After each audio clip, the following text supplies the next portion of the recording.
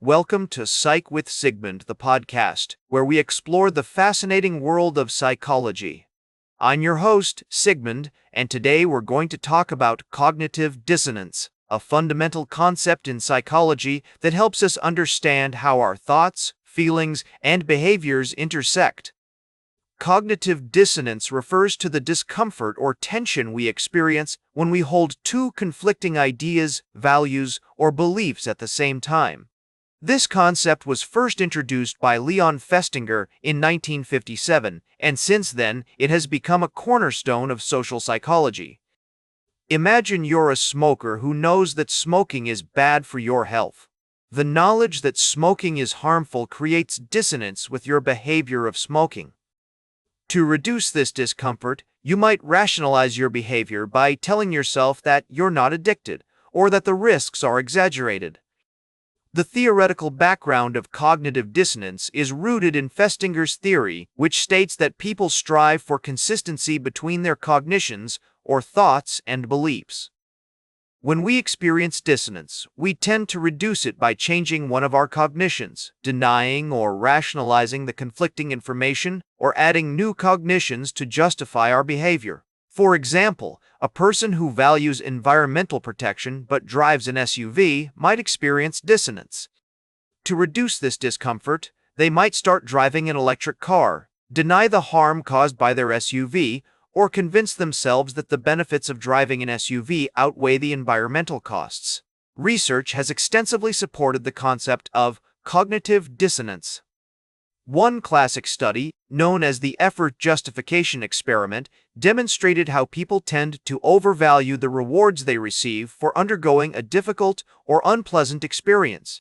In this study, participants were asked to perform a boring task and then given a reward. Those who received a small reward rated the task as more enjoyable than those who received a large reward. This phenomenon illustrates how our minds work to reduce dissonance by justifying our efforts. Recent studies have also explored the neural basis of cognitive dissonance using neuroimaging techniques like functional magnetic resonance imaging.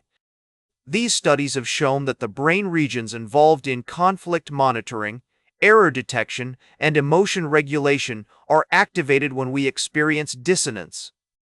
For instance, a study published in the journal Neuron found that the anterior cingulate cortex, an area responsible for conflict monitoring, was active when participants were presented with conflicting information. So, how can understanding cognitive dissonance help us in our everyday lives? Recognizing and addressing dissonance can lead to personal growth, improved decision-making, and more authentic relationships. By acknowledging and working through our inconsistencies, we can develop a more coherent sense of self and reduce the tension that arises from conflicting values or behaviors. For example, if you're struggling with procrastination, recognizing the dissonance between your desire to achieve your goals and your behavior of putting things off might motivate you to change your habits. In therapeutic settings, cognitive dissonance can be used to promote positive change. Therapists may help clients identify areas where they experience dissonance and work through the conflicting cognitions, leading to greater self-awareness and more adaptive behaviors. For instance, a therapist might help a client who is struggling with addiction to recognize the dissonance between their desire to quit and their continued substance use. In conclusion, cognitive dissonance is a powerful concept that helps us understand the complex dynamics of human thought, emotion, and behavior. By recognizing and addressing dissonance in our own lives, we can cultivate greater self-awareness, make more informed decisions, and develop a more authentic sense of self. As you go about your day, take notice of areas where you might be experiencing dissonance. It could be the first step towards positive change. If you have any questions or topics you'd like to discuss further, please don't hesitate to reach out. This podcast is brought to you by. If you're interested in learning more about their products or services, please visit their website at doll. Don't forget to subscribe to our podcast on your favorite platform and follow us on social media for updates, behind-the-scenes insights, and more. Remember to like, share, and subscribe. And until next time, may your ego find balance between pleasure and reality.